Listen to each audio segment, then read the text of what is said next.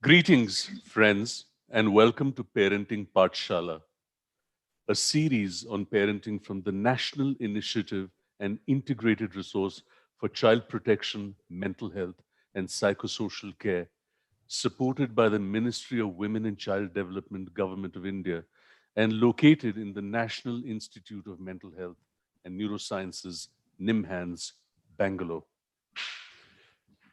Through this initiative, we want to work with the health, education, and welfare sectors, all the service providers and stakeholders that represent these sectors to reach children in all the spaces that they inhabit and occupy.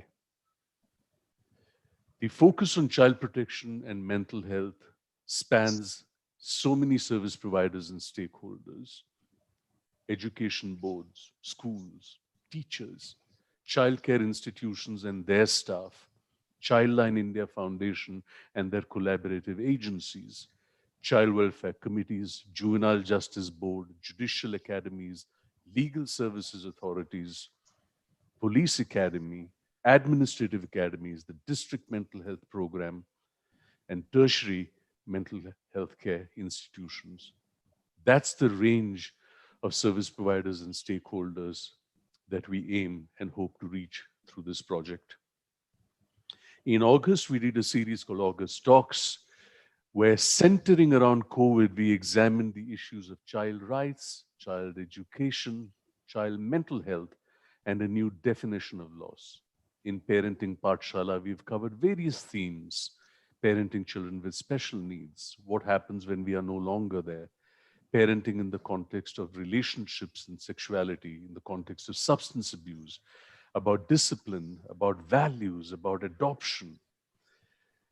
Multiple things have been covered. We are touched and overwhelmed by the audience response and the number of viewerships and subscription to our YouTube channel. And this is to invite you, friends, to subscribe to the YouTube channel and pass it on to your friends and networks so that the theme and the importance of child mental health, child protection, and psychosocial care spreads across the length and breadth and the fabric of this country. Today, friends, is the last in the series of Parenting Pathshala, and possibly a critical one because it steps a bit away from the actual experience of parenting different kinds and different categories and different issues concerning children to really balancing identity and selfhood issues with parenting roles. Interestingly, we have titled it Parents Are Not God. It is my privilege to introduce you to a very special person, Dr. Prabha Chandra. Dr. Prabha Chandra is a professor of psychiatry and the in charge of the NIMHANS Center for Wellbeing at the National Institute of Mental Health and Neurosciences, Bangalore. Prabha has been a long-standing, dedicated advocate, practitioner, worker, and researcher for women's mental health for the last 3 decades, and her untiring interest and substantial work in women's mental health has won her so many recognitions and awards. She has served as an advisor to the World Health Organizations and UNAIDS and has been associated with many organizations in an office bearer capacity, including, and very importantly in the context of today's talk, the International Association of Women's Mental Health. Prabha is also a nominated member of the World Psychiatric Association and a member of the Marseille International Society. She has been a National Health Service International Fellow, a consultant in Manchester in UK, and a visiting professor in the University of Liverpool. What we would like to share with you about Prabha is her deep understanding of human behavior and its association in society, particularly with women facing trauma, which has resulted in toolkits and a curriculum on partner violence and sexual assault. Prabha, in fact, started the first dedicated psychiatry service, including a mother-baby unit in South Asia for mothers with severe mental illness. She has an extraordinary body of research work with almost 230 publications, several books, and active research grants. More importantly, Prabha believes in the power of stories and narratives to heal, to educate, and to make sense of the human behavior in all its contradictions. Apart from being the amazing professional that she is, Dr. Prabha Chandra is a therapist, a teacher, a researcher, a dog lover, and a tea connoisseur. Welcome, Prabha, to Parenting Pathshala. Thanks, Shekhar. Thanks for that lovely introduction. Yeah. Prabha, may I first invite you to share some opening thoughts on balancing identity and selfhood issues with parents before we navigate the substance of what we'd like to share with you and take questions from chat. Over to you, Prabha. So, this is a very complex kind of a topic. The reason I'm saying that is that, when you say that you want to become a parent or you are a parent, what really is parental identity? And I've kind of explored this topic myself as a parent, as well as with mothers who come to me about or fathers as well, about what does it mean to be a parent and what is parental identity. Strangely, people like Erik Erikson, the famous person who talked about identities, did not really talk about parenting as an identity. He never talked about it. He sort of glossed through that part of his theory. And so parenting identity, in my understanding, is basically a commitment, a firm commitment to be a parent. So I think the first step is to commit to be a parent. And the second, very interestingly, is to explore thoughts, values, ideas about your own parenting style. So I think these are two areas basically which define you as a parent. Right. Your firm commitment towards becoming a parent, and this willingness to explore your own values and ideas and thoughts and roles as a parent. So when you're talking about parental identity, any parent will go through this or should go through this if you really are immersed in the parental identity. Right. So one is not very sure how many people are really immersed in this parental identity. And there are several alternative identities, but let's look at what really identity means in the first place. So identity means knowing of oneself, how you view yourself, how you think of yourself as a person. And so if your parental identity and your values and thoughts are very different from your personal identity, right, I think that's where there are a lot of issues and contradictions and concerns and worries. So I think somewhere along the way, we can't separate personal identity from parental identity. So that's the first thing that I want to emphasize. Lovely. The second thing is, I think when you're talking about parental identity, there is a gender angle to it.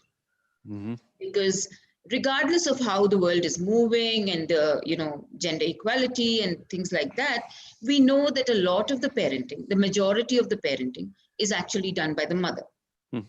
And as a result, the maternal identity is quite distinct from the paternal identity. So that's, I think, something that we need to kind of explore and see how much of selfhood is lost in being a mother, right, versus selfhood lost in being a father. So that's the second thing. Right. The third thing I think is very relevant in our culture, and that is the role of the extended family or the joint family, and how much that kind of contributes to either an enhancement of parental identity or indeed a removal of parental identity. So if the village is bringing up the child, so to say, if there is a big family or there are grandparents and they are bringing up the child, how does that impact your parental identity? So I think these are areas that to my mind, I think are very important when we talk about these. And I also want to emphasize that some of this concern, this sort of thinking is not new. Right. It's been there for a very long time. I mean, we think that, it's something very new and that people have started questioning whether their self is going away.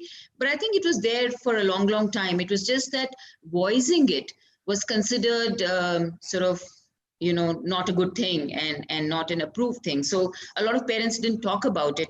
But I think in today's day and age, where individual choices and thoughts and feelings are given so much importance, parents have the courage to be able to voice it. So these would be my initial sort of thoughts.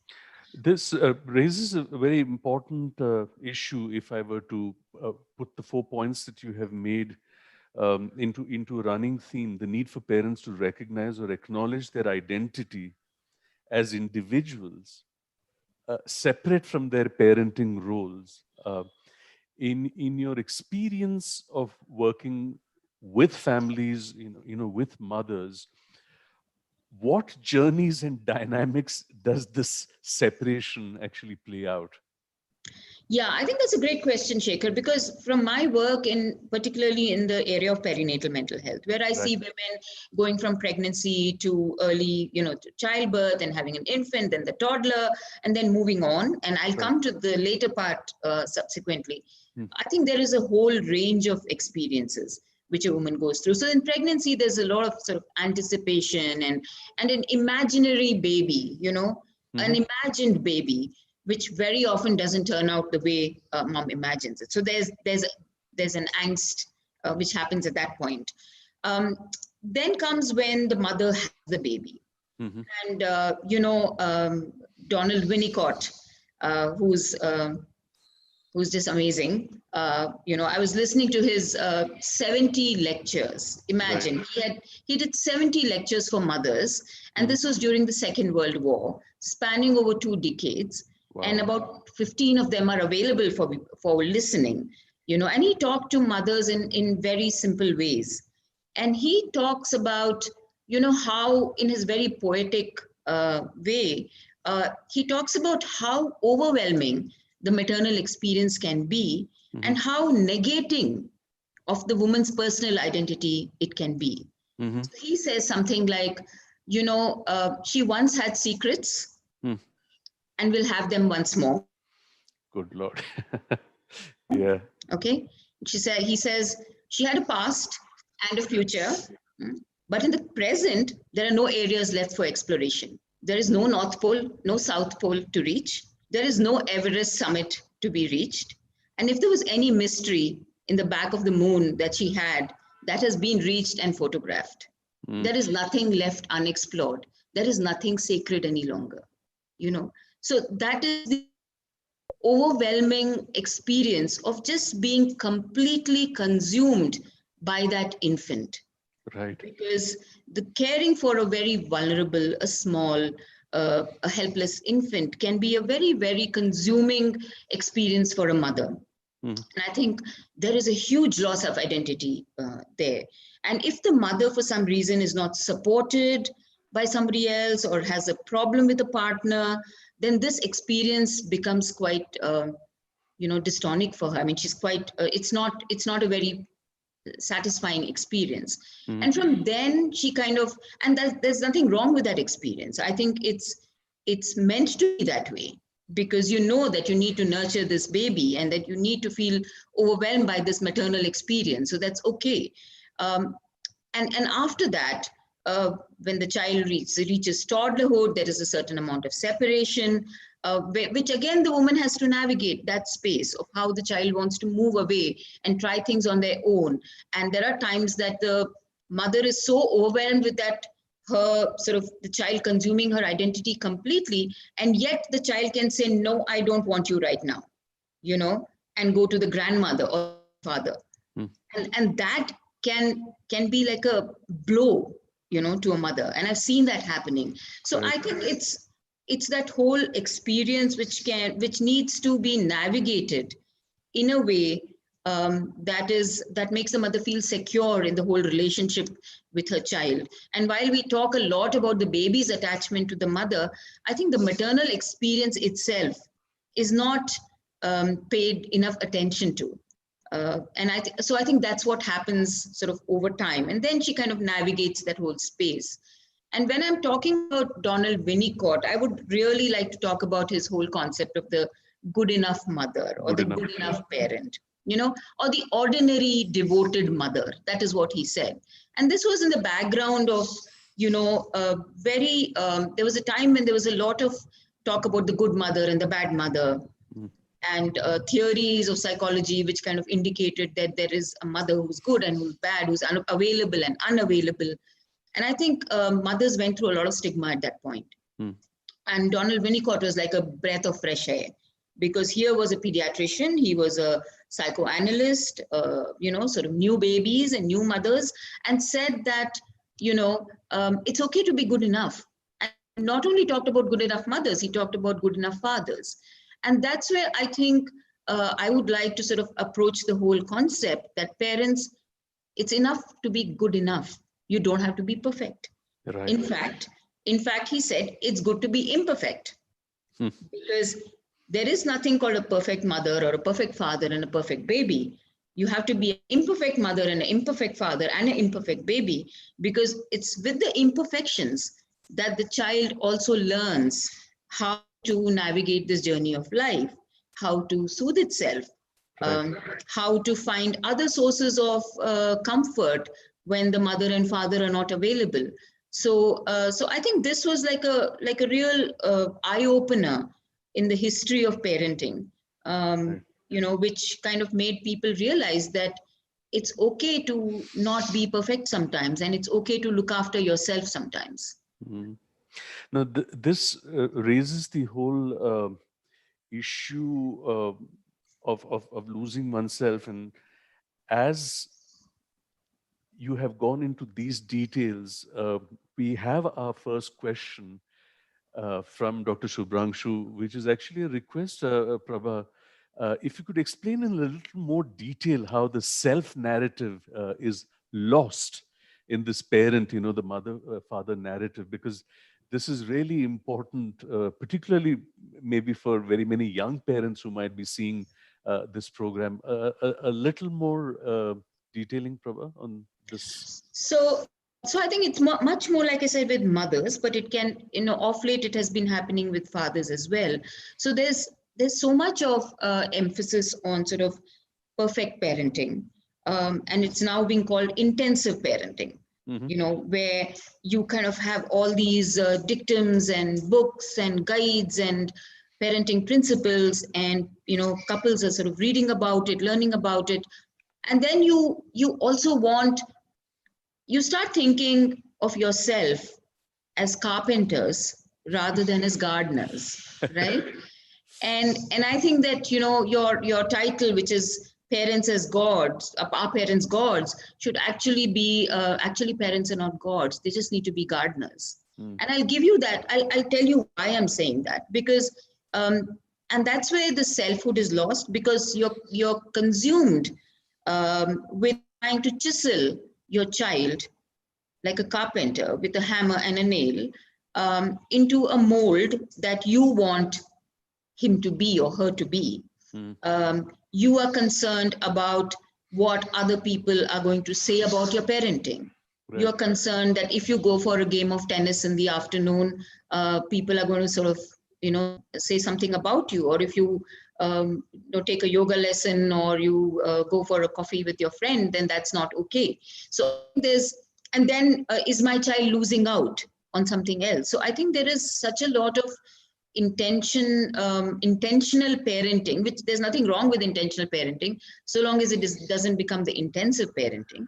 And this constant chiseling and being preoccupied with the chiseling, I think, makes you lose who you are as a person, and your authenticity as a human being, which then brings out only the carpenter in you, Hmm.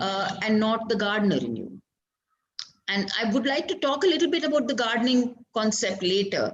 The reason is because I think that a lot of parents lose selfhood because they kind of lose their authentic self Mm. in this whole sort of rat race to bring out the best child, Mm. to create a best child. Mm. Uh, so that's one part of it. So that's one part of loss of selfhood, where there's so much of immersion in this parent. Now, what is parenting really? I mean, what do you require to do for a small child? You know, I think there are two things. One, you need to make sure the child is safe and protected. And I'll come to that later, what I mean by safety and protection. Mm, And the second is allow the child to explore, to learn, not learn as in learning of academics or another skill or another some class or something like that, but to, because that is the role of childhood. The mm, role of childhood is to explore, to learn different things, to find out different things. And I think a parent just needs to do that. A parent just needs to allow the child to explore and allow and make sure that the child is safe and protected. And when I mean safe and protected, I mean not just a physical safety, not just say mm, that, there's fire there or you should, the balcony is high or something mm, like that. But I really strongly mean safety and protection emotionally. mm, mm, And that emotional protection is a very important aspect of parenting, which I think if you try to be this perfect parent, very many times you are not able to offer that kind of emotional scaffolding mm. which a child needs at that stage. So if you just have to do these two things, and these are very simple things, allow your child to explore and make sure that you protect and keep your child safe from emotional injury, which includes your fighting, your Mhm. noise in the family, your disagreements, which can influence the child, which you completely don't think of. You know, Parents will be taking the child from class to class and, getting them certificates and all of that. But the fact that there is that kind of environment at home which is not very useful for the child, or not protective of the child, is completely disregarded.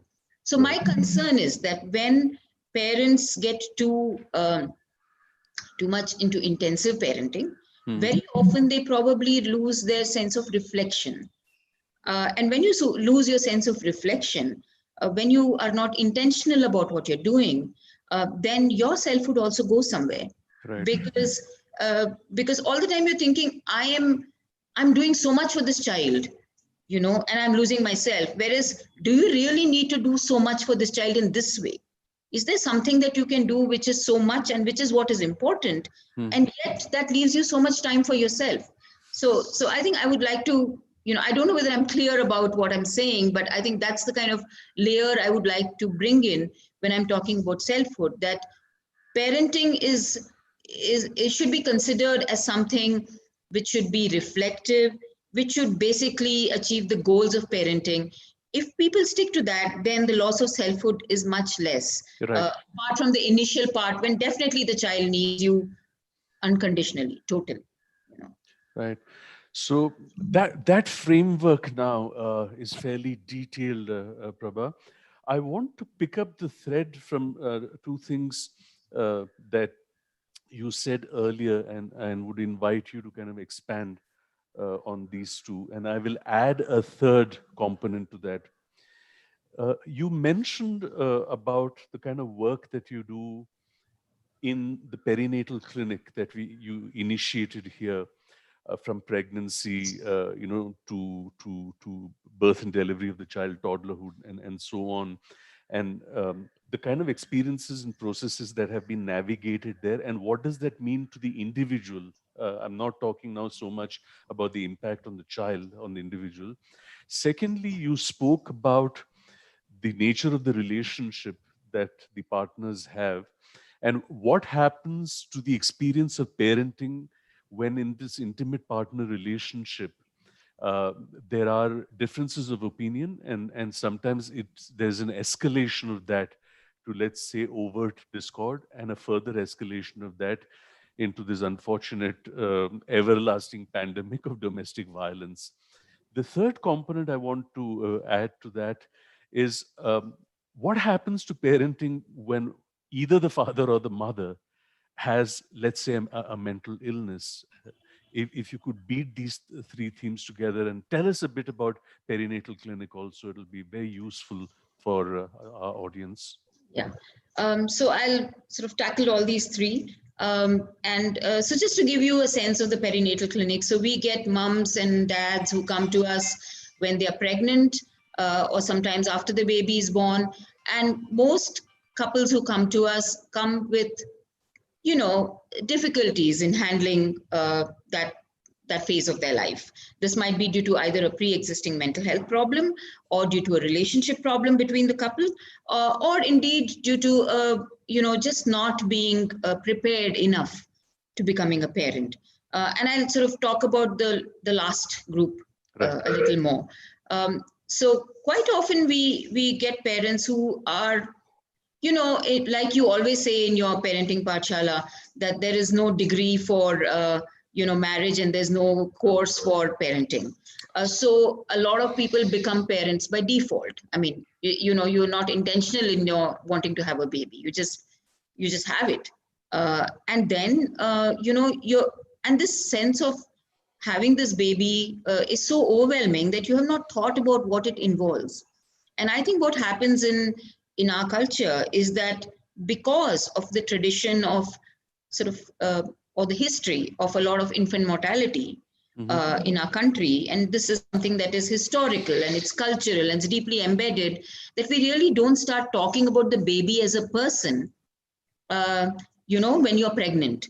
So very few mums actually think of the baby as a person, and it's kind of discouraged because you never know what's going to happen during childbirth. So the mother and the father have not started thinking of the baby as a person, and all the stuff that it'll involve: the time, the space, and the energy. So these are three key things which are important when a baby is born. And I think that couples are not really prepared mentally to see in what way their time is going to be taken away, in what way their space, including their interpersonal intimacy and space, which will be taken away, and in how the energy will be taken away. And I think just coming to terms with this for many parents is very hard.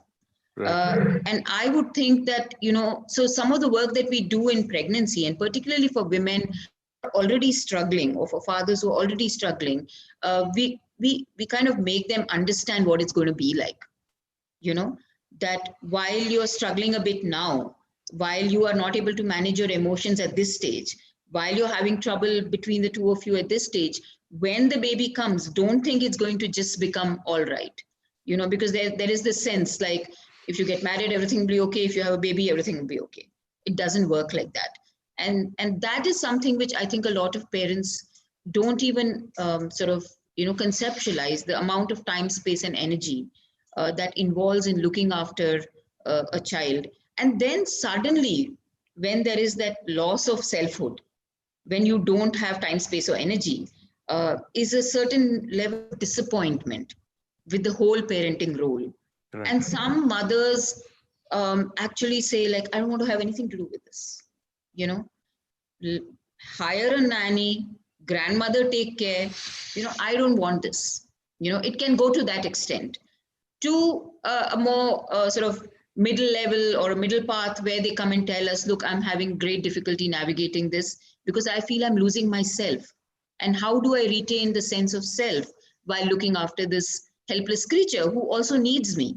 So trying to carve out that kind of space, emotional space for the person, as well as a sense of selfhood of doing things that you earlier do, which gave you pleasure, which gave you joy, is what we do in the perinatal clinic. So trying to get them to handle that and finding their own space and negotiating with each other, with other caregivers, about how you can keep that space going. So, including something like, I would say to a mother that, the thing, when the child is crying, give the child to somebody else.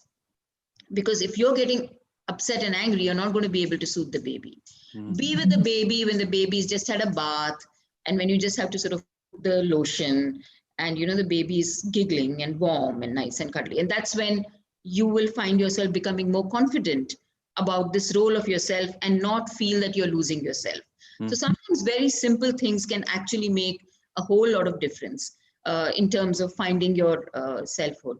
The Right. second issue is about couple problems. Mm. And I think that when couples are having difficulties, I think having a child at that point and thinking that the child is going to solve their problems is one of the biggest mistakes that one can make.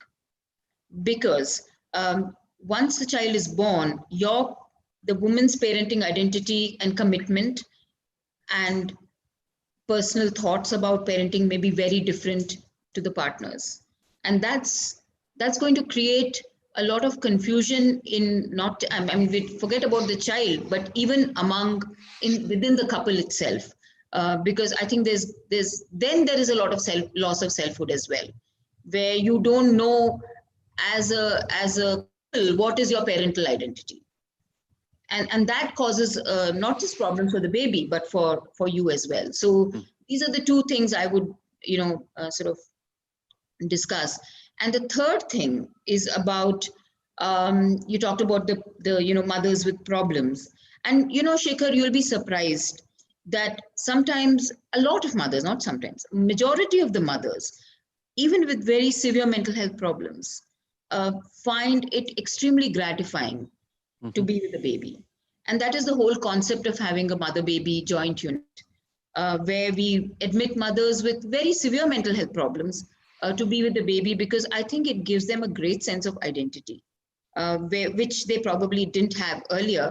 And quite often, their wanting to mother is so strong that we see conflicts with their own mothers who might want to take over the mothering role, the grandmother. So I think, but there are some moms who just can't deal with this, who just don't want it, who find it extremely difficult to be mothers. And when I talk to them, they say, first look after me and then look after the baby.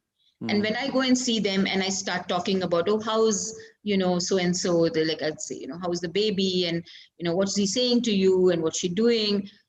She would look at me and say, when are you going to ask me about myself? When am I going to be able to talk about me? And many times I would first spend half an hour talking about her and her needs and her emotions, and only then focusing on the baby, because that's when I realized that she needs that space to talk. She needs to think of herself as a person first, and then as a mother. So I think Right. these are the various hues of parenting that come in, and I'll come to fathers a bit later. Yeah. Of course, with COVID, air travel has gone down substantially, but at least the the air travel industry got it right. First, secure yourself, and then secure Absolutely. your baby. Absolutely. Yeah. Yeah. Dr. Prabha Chandra, as we cross the halfway mark in today's last session of Parenting Pathshala, and it's an honor and privilege to have you concluding this series. Um, there are three core issues that I want to table for you.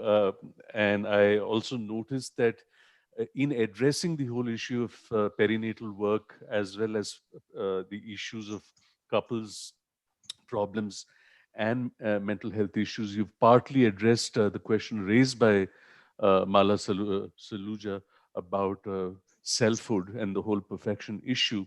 I'm tabling now, Prabha, working parents, particularly mothers and their dilemmas, how parents can achieve work-life balance, and the whole issue of parental stress and burnout, and linking that with a question that Lekhan Shukla has put, given that given what we have, most couples do not have access to childcare services. Um, the most workplaces don't have child support, and it is common that one parent, invariably the mother, gives up her career. And don't you think it's a recipe for over investment, intensive parenting, and therefore perfectionism and asking for hard, tangible gains? Your thoughts, Prabha? Yeah, so I think to just sort of talk about a little bit about working parents and the work-life balance. I was talking to a working mom, and she said, uh, life is also work. So you really there is no life, Hmm. because whatever that life is, once you have a baby, also becomes work, Right. because there is nothing called free time. So a lot of partners or husbands or people would actually look at even non-working mothers and say, oh, you have a lot of free time, you know. But once you have a child at home, there is no free time, because everything gets sort of revolves around managing things, even outings, and I don't know whether you have noticed that families and couples, when they're going out for so-called outings, they go for a picnic or they go for a movie or whatever, to the zoo or somewhere, there is a lot of attention to the emotional atmosphere. So it's not about having fun. You're doing things with the child for the child's fun, but the mom is constantly looking at the emotional atmosphere of the father. Is he happy? Is the child having fun? Is the child seeing things that he ought to see, and is he happy? Is the girl, your little daughter, is she fed or not? When is she going to have a change of nappy? Is she cranky? So really, there is nothing called child related fun. The fun is for the kids maybe, but not so much for the parents. So it is a huge challenge. And I think we really need to empathize with that, because it's so easy for us to kind of say that, all you need to do is go out and watch a cartoon film with a child. But what the child is going to do in the cinema hall, whether the child wants to cry, whether the child wants to go to the loo. There are 100 other things that one needs to worry about. So I think there is nothing called a work-life balance once you have a child, because life is also all about work. But having said that, I think people will need to find windows of indulgence, and even if they are half an hour or 1 hour of windows, which couples need to be able to give each other. And I think a good couple relationship that's why this is very, very important. Now, fathers have come in much more. So I was reading a report recently where, compared to in 2015, fathers are doing 3 times what they did when they were 1960. That's not much, mind you. And in India, probably it's even less. But there is increased father involvement. So parenting is no longer entirely a mother's role. And I think that the involvement of the father has to be extremely important. But and many fathers are really doing it. I had somebody, a young father, who said, I can't do a Zoom call at 5:30 in the evening, because that's the time I give my child, her dinner. And I was very, very happy with that statement. So I think it's also a question of being able to take on those roles, make sure that they are sharing. But for that, you again need that parental commitment. You need the communication. You need to be able to appreciate each other's roles, and to be able to give time to the other person. And I've seen that young couples are doing it more and more. And if young couples want to have children, they need to do it more and more. I mean, there is absolutely nothing wrong in the husband staying at home, right, and the wife pursuing her career. And I think that if you look at Iceland, a country where probably is the best gender equality index, fathers are given 3 months paternity leave, and fathers are expected to take the baby for different activities. And it is considered extremely healthy for fathers to be able to do that with both their boy children and their girl children, and do all kinds of activities like teaching the boy cooking and teaching the girl to jump on a trampoline. So I think that there is a need to do that. But to respond to the issue of childcare, I think the government really should, if you want to improve maternal well-being, then you definitely should have very good childcare facilities at workplaces. Because I think that this reliance, at least in 25% of Indian families, on grandparents entirely for childcare is not a very healthy thing. And why I'm saying that is, grandparents are growing older, and they don't have they can be wise, they can tell stories, they can talk about the experiences, but they can't be doing surrogate parenting.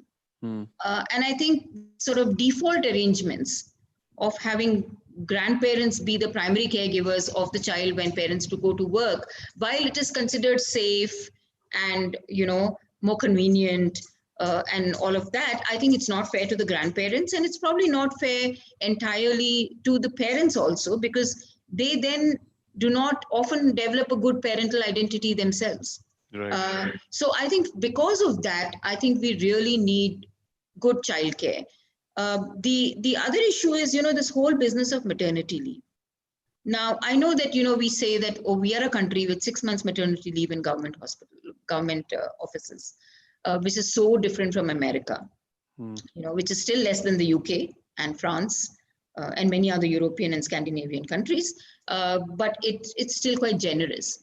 Hmm. But the kind of resentment that other colleagues have when women take 6 months leave off Hmm. is quite immense. It's considered indulgence rather than the woman deserves to take. Uh, and it's only when you say that the child needs to be breastfed for 6 months and that is why it's good for the child, again, it becomes very child centric. Hmm. It's not mother centric, you know. And that is the reason why people are willing to allow the 6 months of maternity leave. Not that the mother needs to regain her emotional strength, her ability to be with the child and then gradually separate from the child, learn how to manage things. That's not given as much importance as the child's health, and that's the justification. But Right. there is a lot of uh, quite open resentment sometimes about the mother actually taking time off, which is considered as if she's having a holiday, which she Hmm. is not. So I think the whole mindset of society that parenting is an investment Hmm. in the future, not just one generation, but generations, is something that needs to be acknowledged. And if it is acknowledged, then you will find ways in which you will pay attention to parental well being, which will include good services for childcare, for babysitting, leisure, methods that you will allow parents to have ways in which they can have parent groups or other things which are kind of given by the government itself, or organizations or corporate organizations themselves. So I think that's the kind of culture that we need to bring in, where we recognize that when a parent is happy, then the children are going to be happy, Right. and parental well-being is paramount. Hmm. you know You mentioned earlier in the session today about the whole context of the extended family. You've made several references now to the role of grandparents in extended family and the kind of dynamics that I'd actually like to combine three issues that have been put on chat. That if there are grandparents who are overwhelming and competitive to actually want to take an active part, relating that to the next issue about in a tension of this nature, between resenting the inputs of the grandparents and depending on them for social and emotional support, how do we reconcile these balances? And capping that with the whole issue of if the grandparents are deliberately sabotaging and with what Dr. Aditya calls as purposefully crafted narratives, where the mother is the villain or the monster in the eye of the child. How do these dynamics play out if you could combine these issues? Yeah, Shekhar, I think those are important issues. And I think that we need to pay attention here, both to grandparents' needs as well as the parental needs. Hmm. So while parents sometimes are very happy about grandparents being around for the child, they're not terribly happy if there is a lot of the role is taken away from them. So I think it's about actually people being able to negotiate roles and be reflective about their roles. And it again comes down to good communication between grandparents and parents. And I would urge that grandparents, see, if you look at, again, I go back talked about the stages. And if you look at this older stage, the 65 or 40, 50, after 50 stage, he talked about it as more about wisdom and, being this wise person who tells stories and helps in experience building rather than the actual parenting. So I think if grandparents can take a back seat and say do all of those things because they've done all that with their children. And in any case, they are not the best people at this point to do that, but take on a much more lovely role, a much more relaxed and a beautiful role. Like my daughter always keeps saying how her grandfather helped her get over her fears of the road rollers on the streets because she used to think they were monsters when she was 2 years old. And he would take her and walk her to the road roller and say, come, let's throw little stones and see what this road roller does to us. And it won't do anything. And, so things like that, where grandparents can actually be amazing nurturers without taking on the chiseling and the parenting and that kind of a role. So I think if that kind of discussion, that what is your role, what is my role, and how can we make sure that these roles are complementary to each other rather than competitive to each other. I think that's the kind of discussion and narrative which needs to happen in families now. And very often I think that if grandmothers themselves have other activities to do, so there is, there is selfhood in parents, but there is also selfhood in grandparents. There are things that they need to do themselves. So I think to make sure that everybody's selfhood is being realized and there is no sort of boundary, gray areas in over there is, I think, the way to go. Right. Prabha, when we were having an informal discussion before we started today's session, you referred to some thoughts and ideas about the whole issue of parenting identity in the context of bringing up children with special needs. And this resonates with the issue that Ravikant has put down, the strategies of maintaining self, especially in young working women or those who have special needs children who have higher needs. And this would be an ideal moment for you to share your thoughts on this issue with us. Yeah, I think this is a very important issue, Shekhar, and I work quite a bit with mums like that. And I think that if you think that parents who have, the other parents have a lot of problems with their selfhood and time and work-life balance, one can't even imagine, I think, the amount of time and investment that parents of children with special needs need to do.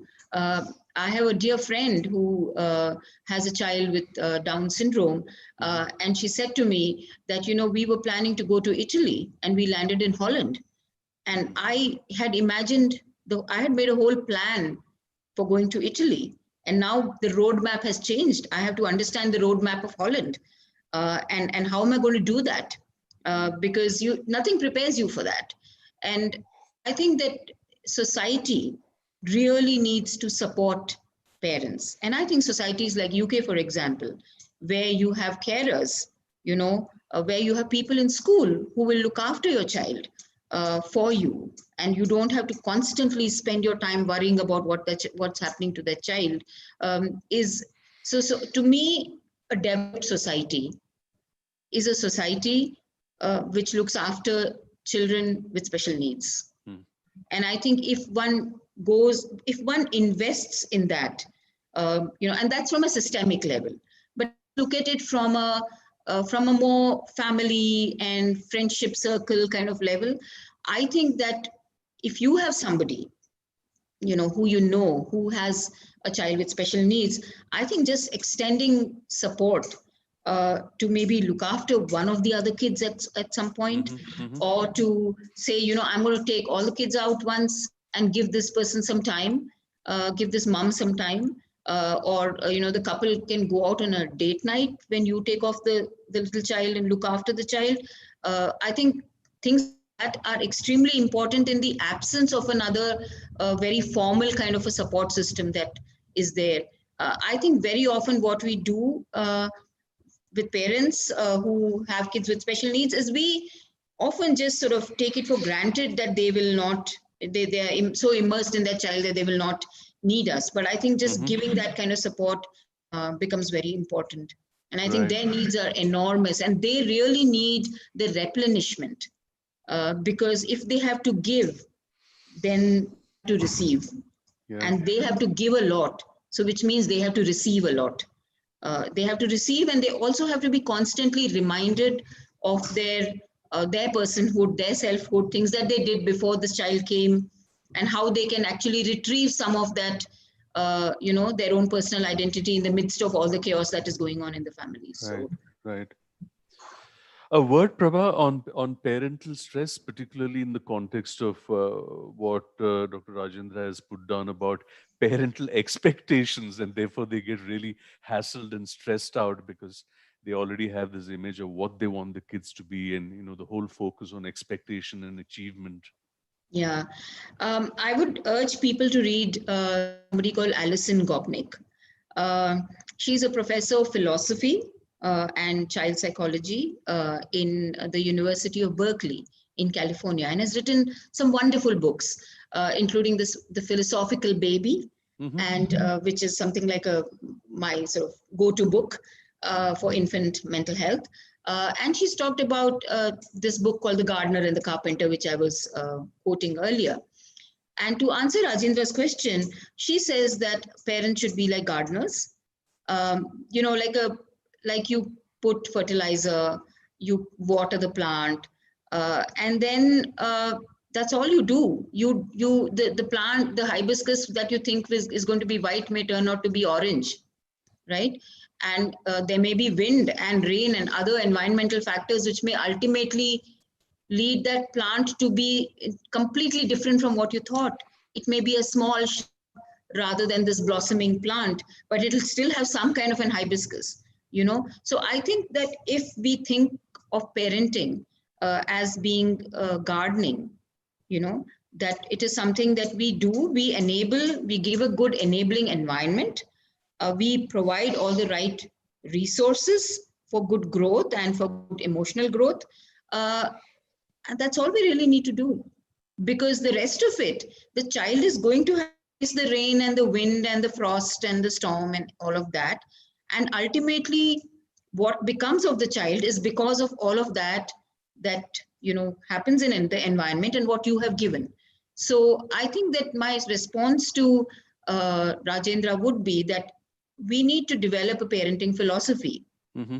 which should also be in touch with your authentic self, your beliefs, your ideas, what you think about various issues. And this whole business about making the child into something that you always wanted to do, you know, or that somebody else's child is winning prizes and so your child should win a prize, without actually looking at what your child really needs. Because I think that there's so much of focus on all those things that you actually forget what the child really needs. And Hmm. the child's needs, like Donald Winnicott mentioned, are very simple. The Right. child just needs a good devoted parent. That's all they need. Yeah. They don't need any of the other stuff. They will grow. you know so I think the whole philosophy of parenting is very important to internalize and to talk about with each other, Right. when you're a couple. And I think that when there is disparity, then there is a problem. I also want to bring up, I mean, till now we've talked about young children, but I think parental identity really keeps changing through the life course of the child. Hmm. So your parenting identity and your involvement and your selfhood is very different when it's much easier, mind you, Shekhar, when it's a toddler or till class 6 or something like that. Hmm. When the child becomes an adolescent, Hmm. then the whole your parental identity takes a toss, because you're then faced with a whole range of experiences Hmm. and challenges that again you are not prepared for. And that is also a time when parents are involved in many, I mean, especially career parents are probably at the middle level of the career, you know and wanting to do extra things, and very stressed out themselves. They may be facing rejection at the workplace, or they may be facing competition. So their selfhood is going through its own crisis, and the adolescents' needs are sort of escalating. Mm. So I think that in fact there is not enough research and literature on parenting selfhood Yep. and identity, as well as the stress that parents feel in terms of how they have to suppress themselves quite a lot when adolescents come in, because Right. actually bigger children, bigger problems. So so they need time.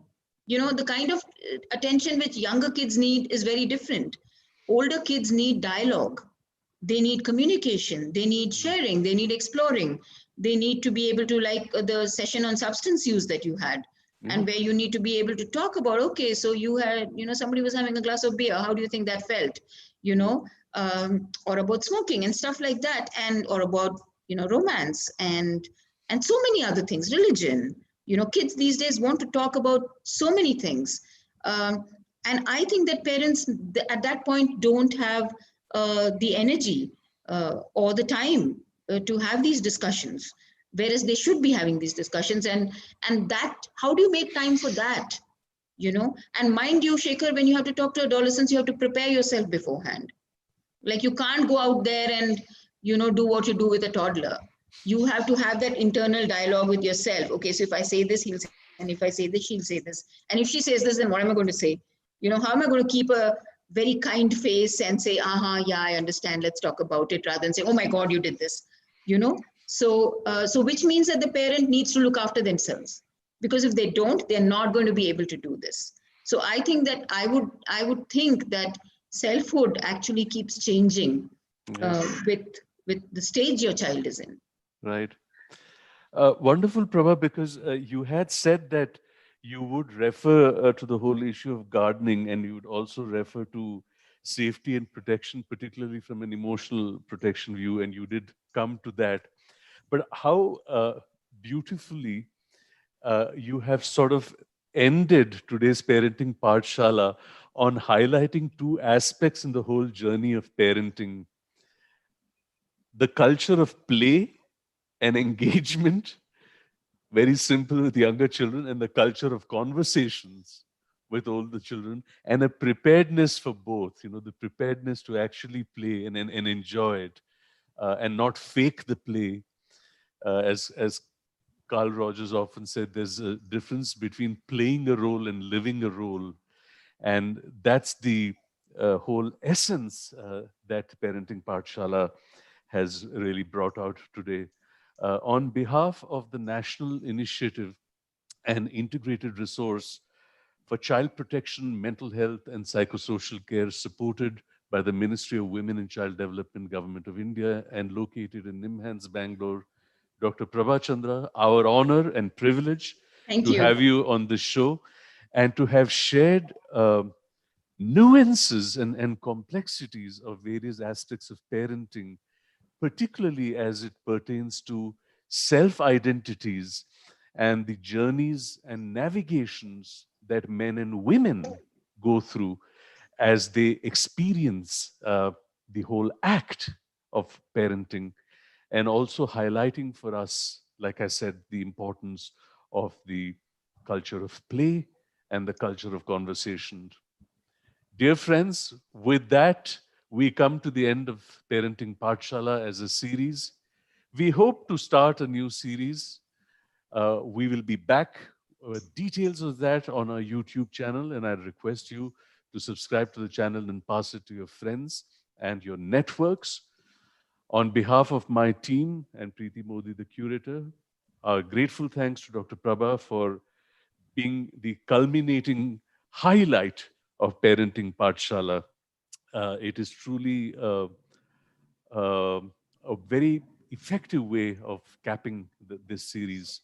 Stay safe, my friends, and stay healthy. Be in good cheer. Greetings. Thank you.